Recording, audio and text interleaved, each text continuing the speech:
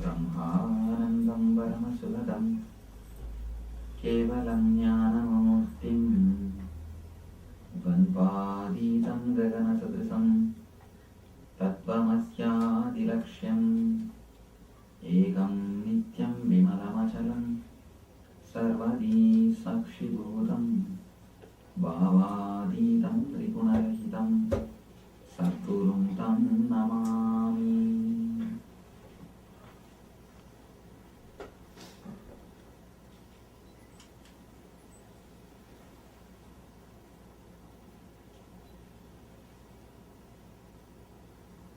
Welcome you all with my love and respects.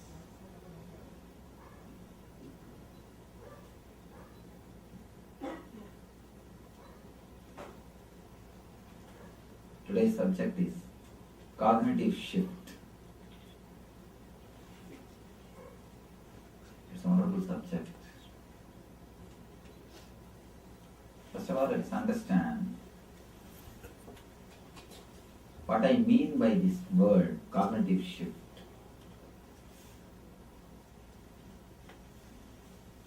We always perceive, see, understand the world as we want to see,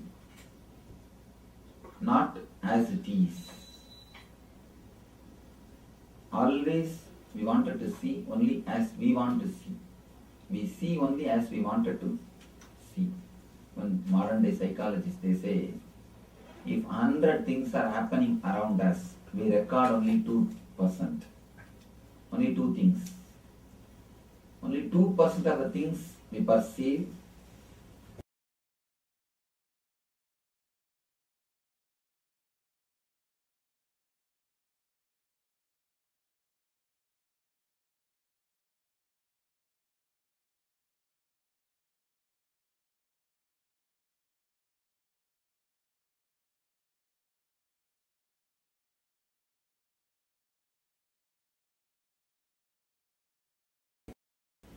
How much your novel will be true to the original?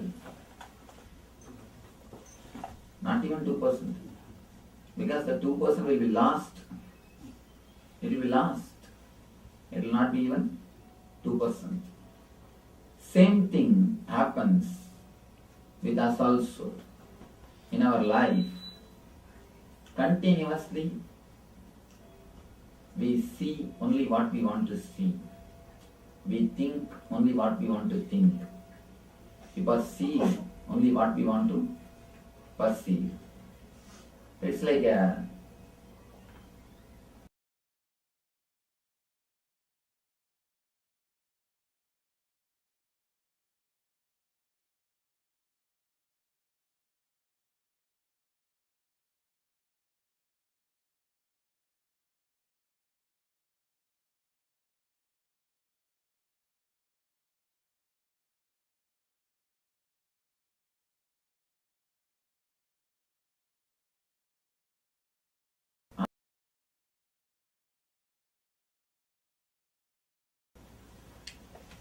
there's a beautiful idea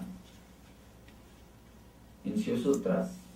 Shiva says, a person who can see the whole world through third eye, he will live the blissful and auspicious life. When he says third eye, it doesn't mean that you will have one more eye in the forehead and you will open that. It doesn't mean that. He means the person who will see the world as it is, not as he wants it to be. In Vedanta they say beautiful way, Drishti Srishti and Srishti Drishti. Srishti Drishti means what is there you see. Drishti Srishti means what you want you see. Drishti Srishti means you see as you want. Two ways of seeing. One, seeing what you want. Another one, seeing what is. We always see only what we want. Again and again I tell people, there are two kinds of things. One is collecting all the arguments and passing judgment. Another one is, after preparing judgments, collecting the arguments to support the judgment. Lot of times we pass judgment, we give judgment. Then to support the judgment we collect arguments. Arguments are collected to support the judgment. Judgments are given with prejudice. I have always seen, if the husband is attached to me, wife will never come to me. Because anything husband does is wrong. See, she may read my books without husband's knowledge. Secretly she may read my books. She may listen my discourses. She may even come and meet me in the other city. I have seen. But in front of husband, she will never come to our programs. She will never come to meet me. Accepting me is okay. But accepting that husband is right is too much. That is too much. That we can't do. And the same way, if the wife comes and gets attached with me, husband will never come. Because always wife is wrong. There is a very clear decision. Whatever she does is wrong. And I have always seen, if A and B are not getting along with each other, if the B is attached, A will start blaming me. And if the A is attached, B will start blaming me. They know the Swami is nice person and we know, they even know me. But the difficulty is the other person cannot be right. So when you pass judgment without collecting the arguments, you start collecting the arguments to support the judgment. Husband accepting that husband is right or wife is right is too much. It is too much. We can't afford that. So we always see, we always think, we always work only what we wanted to see, only what we wanted to understand. The way in which we wanted to see the world, only in that way we see. The way in which we wanted to understand, only in that way we understand. The way in which we wanted to move, only in that way we move. From that, instead of having the Srishti Drishti, if your mental setup moves to Drishti Srishti, instead of seeing what you want, if you start seeing what it is, the cognitive shift has happened in you. Okay.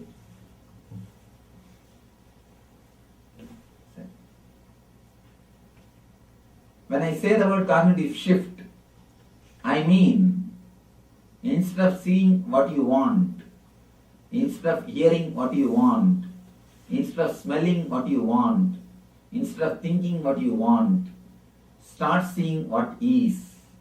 Start smelling what is. Start feeling what is. Start hearing what is. Start perceiving what is. From what we want to what is what I call cognitive shift. Even when I speak, you pick up only the statements which supports you.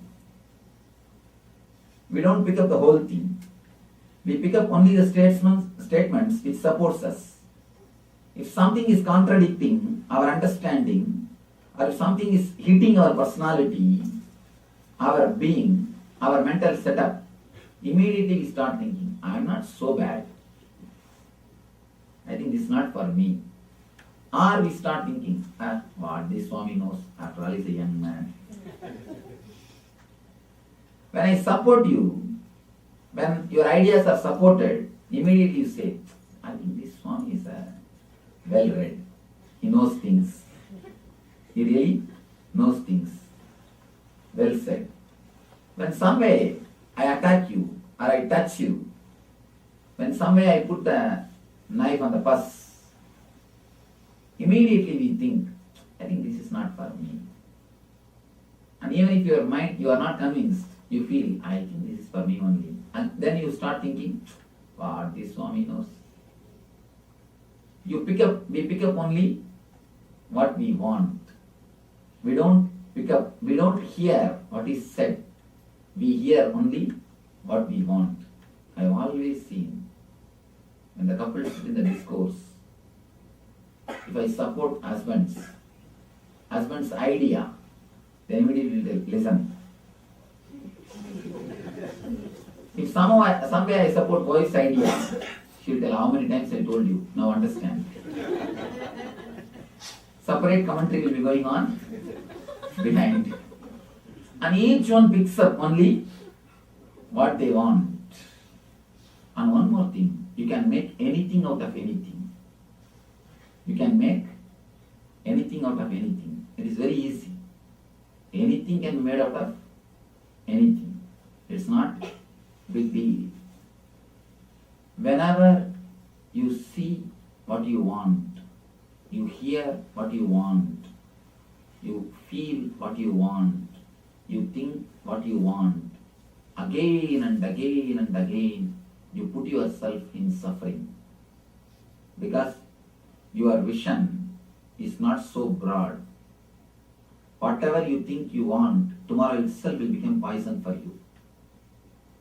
Today you think you want something, and you think in that way, and you see in that way, you hear in that way, you feel in that way.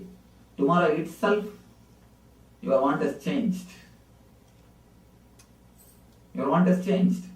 So naturally, the whole thing you have to now review. Now you have to change the whole thing. But whatever you have accumulated, that becomes poison, samskara or karma. The mental setup which you accumulated to enjoy a particular way of life, when you change your taste, naturally the old mental setup is called karma. Karma is nothing. It is your own choice. You chose it. You wanted that kind of mental setup to live a particular way of life. Suddenly, when you start living only, you understand all the side effects and byproducts of that life. A small story. One guy went to the hotel and ordered 10 masala dosa, 10 idlis, 5 vada, what not. Finished and had a Bengal pan and ice cream. Suddenly, the server brought the bill. The guy looked at that bill and said, I didn't order for this. Why did you bring? But you should know, if you eat, even if you don't order, the bill will come. So when you start living the way of life which you want to live, then you understand the side effects are the bills, are the payments, after effects. All those things are understood only when you start living. You understand all those things only when you start living. Then suddenly you realize, oh, I think I'm paying too much for this life. Let me change. You can change the house easily. The car can be changed easily. The furnitures can be changed easily. But the mental setup can't be changed. That takes its own time. So when you want to change the whole thing in a new way, you say, let me change my mental setup also. But it will not happen in few days. It will take its own time. So when it takes its own time, you start blaming your mental setup in the name of karma, fate. Karma or fate is nothing but your own mental setup created by you to enjoy a particular lifestyle which you liked earlier, which you don't like now. Our life continuously moves.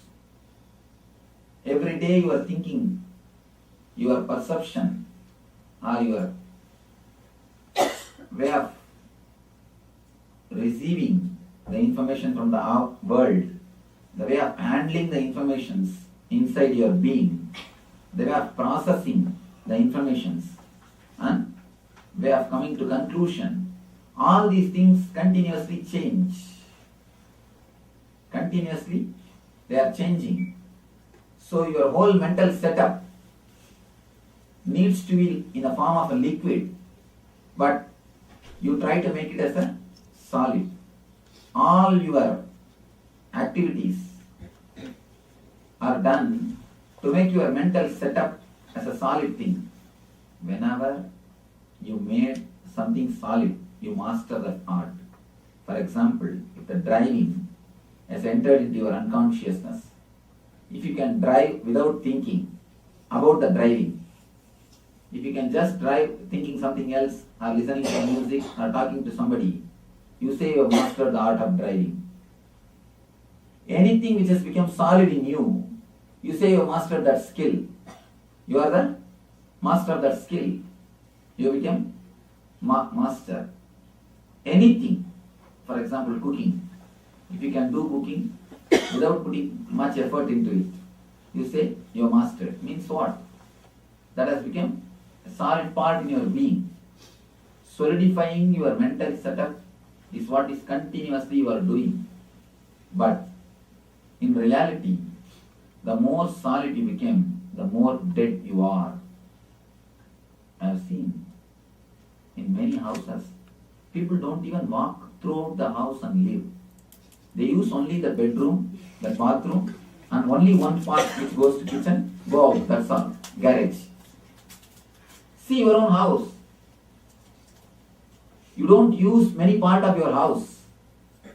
You have a particular mental setup. Around 8:30 from your bedroom, you walk to the hall. From hall, you walk up to garage.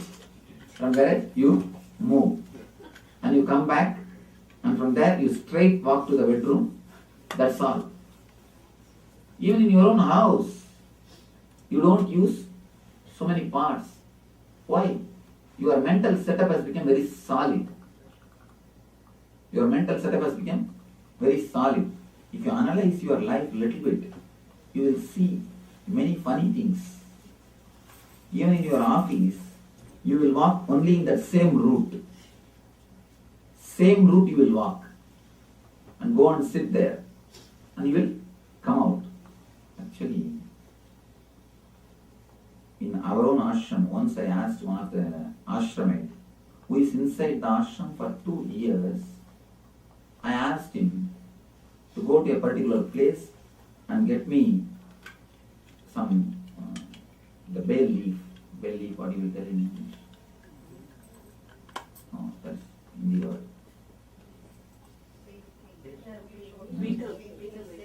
All right, bay leaf, nothing, no other word.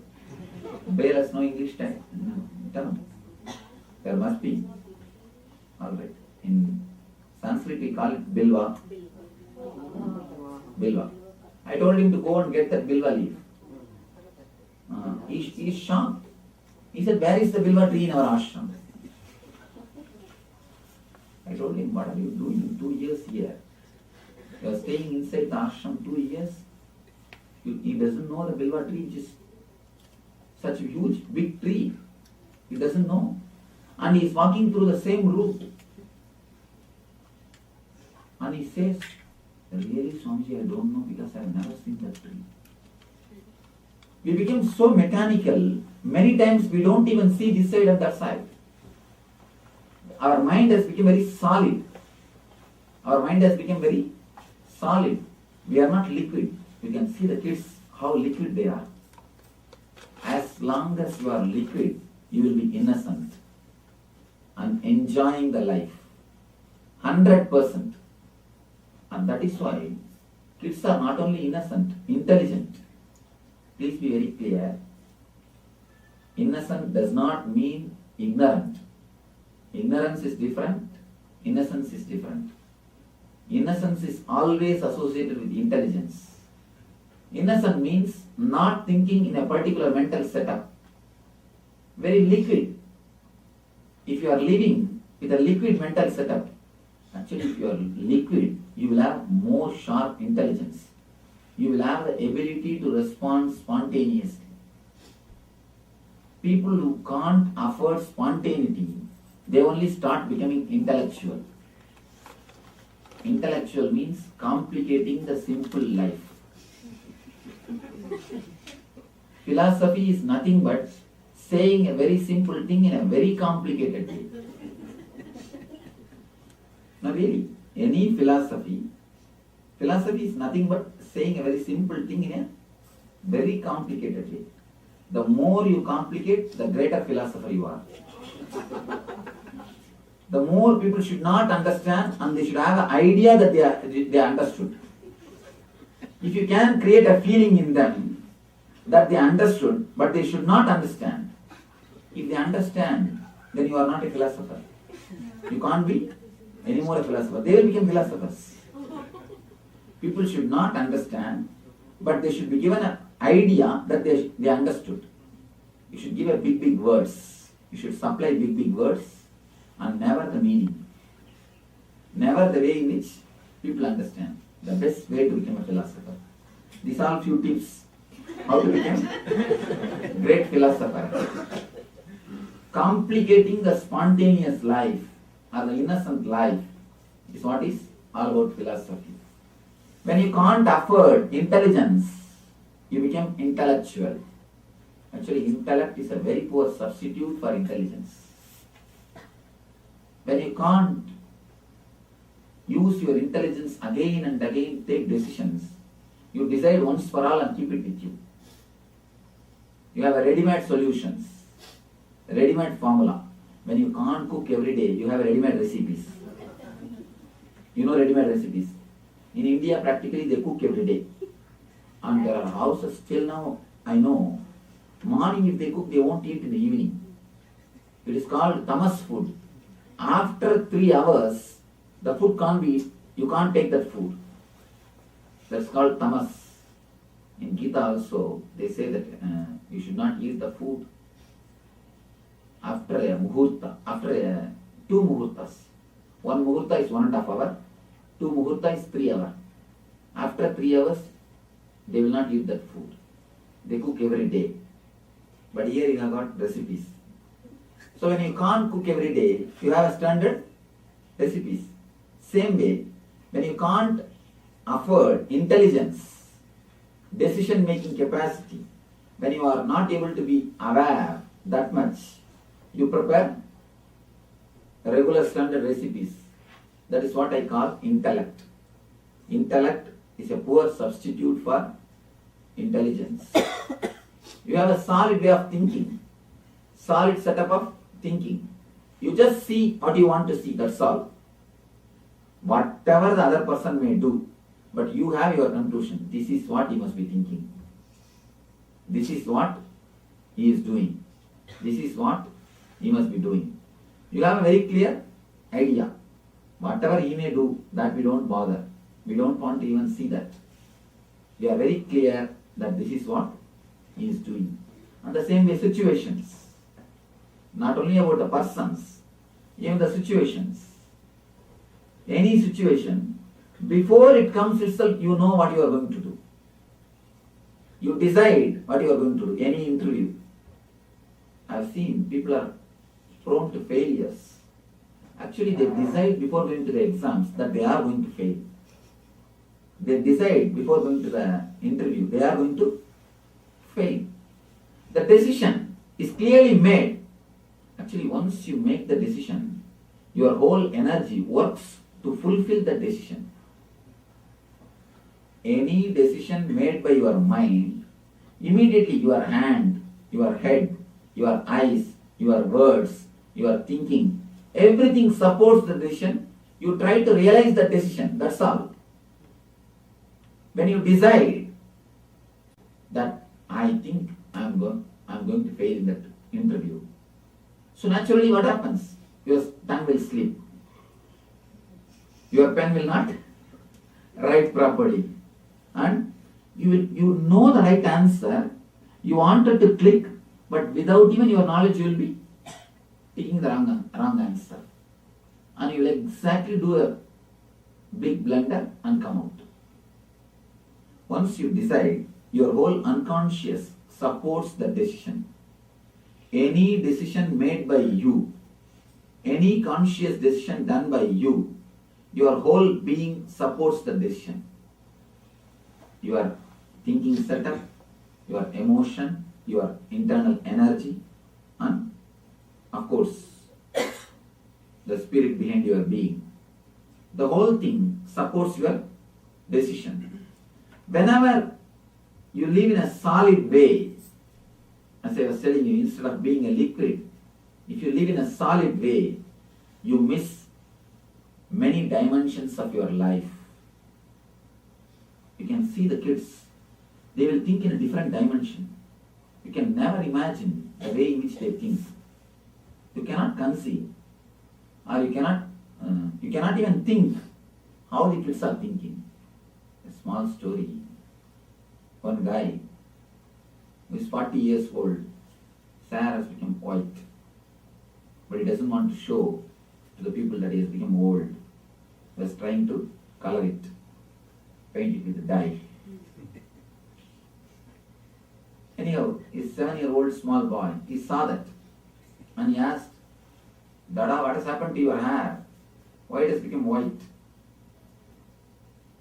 He could have told the truth. When I am getting old, this is the way it becomes. He wanted to teach some morality to the children, to the kid.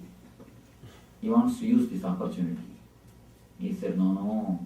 If you tell one lie, one of my hair will become white. If you do one mistake, one of my hair will become white. Immediately the kid asked, Dad, why grandfather's hairs are all white?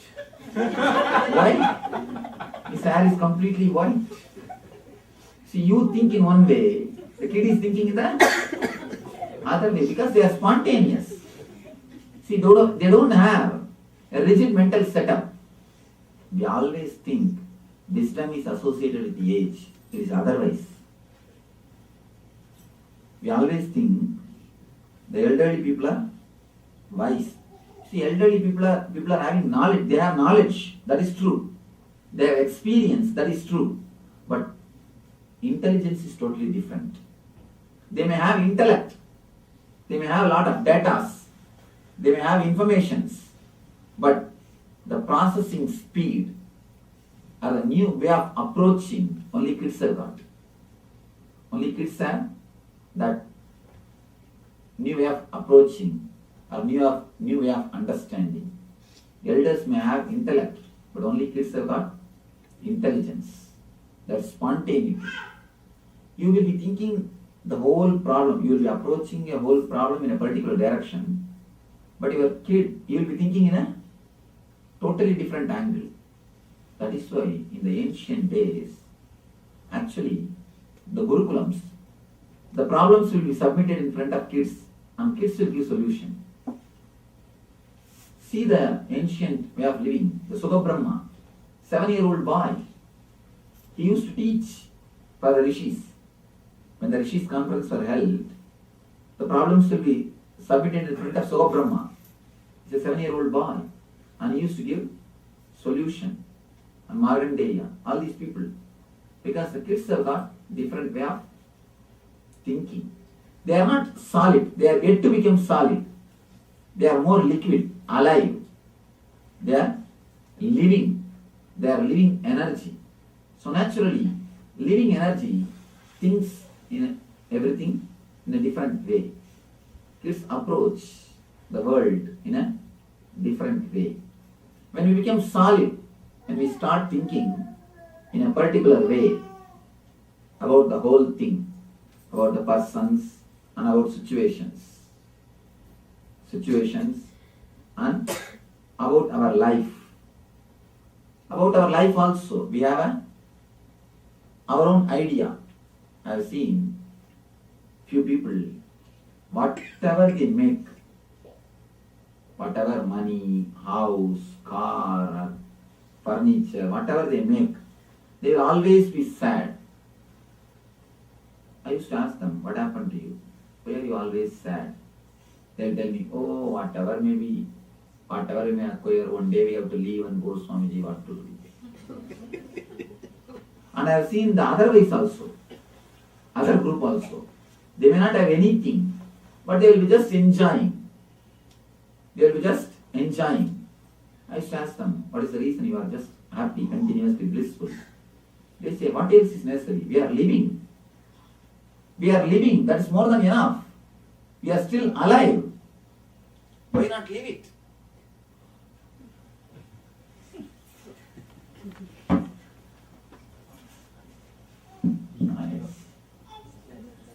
Why not live?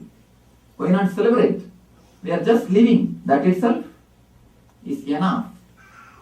So the way in which you perceive the life, the way in which you understand the life, I have seen always people will be thinking, whatever good things happen, they will think, oh, now it may happen, but soon some bad thing will happen.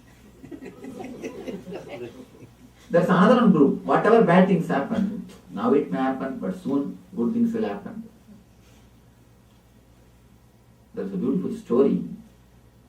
One Zen master wanted to choose his successor. In a big wall, he put a black dot, one dot. He called all the disciples one by one and asked them, what are you seeing? One guy said, I'm seeing a black dot. Another one guy came and said, oh, this is the way world is. Each one came and gave his idea. One person came and told, I am seeing a big white wall and a small black dot. The master said, you are my successor. Everybody saw only the black dot. Nobody saw the big white wall. It is very few who can see the big white wall. Very few who can see the life, who can see the joy, who can connect the blissful incidents and feel the whole life is bliss. You can always see. Many people I have seen, they come and tell me, the day I came to this country, my life has become hell, Swamiji. There are thousands of good things happened in their life. They will not connect all those things. Some bad things would have happened here and there. They will connect all those things and see the whole life as misery. It's actually your perception. Your perception. And one more thing. Many people come to me and they say, Swamiji, I have psychiatric trouble. I have psychological problems. Please heal me. But if we see their energy, they will have only something physical. How it happens, if they get some stomach trouble, some stomach pain, in the beginning, they will feel only some uncomfortable inside their system. They may not be able to exactly find it is only stomach pain. When they feel some uneasiness, they start thinking, I think I have some mental problem. Because again and again you are hearing the word, this person has got depression and that person is having mental trouble. And so much of the anti-depression medicines advertisements you are seeing. So naturally, you start thinking, I think I am also having mental problem. I am also having depression. And moreover, having depression is sort of a pride. Some people nowadays start feeling proud about it. And they think that actually taking psychiatric medicine, it has become a sort of a fashion. And you think that you are a big person only if you take your sleeping tablet. And they start thinking, I think I have psychological problem. I think I have depression. They go to doctor and take some medicine. And after that they start believing it. The moment they get that uneasiness, they are not ready to trace the root of that uneasiness. You must have taken some wrong food. It is not suiting your system. That may be the reason. But you don't have enough of patience. We don't have enough patience to trace the root. Why it is happening, what is happening. That much of patience or that much we are not ready to analyze. We straight away wanted to come to some conclusion. We have a solid set of conclusions. Any uneasiness inside the system, immediately we decide what we do. I have depression. And the sad thing, kids also learn these words. Actually, there is a thing called neuro-linguistic programming. Programming your mind. Kids also learn these words. Ramakrishna used to say beautifully. In front of kids, if the father mother fight, kids also learn that words. Get lost. Let you be damned. All these words they learn from parents. And this goes inside their neuro-linguistic programming.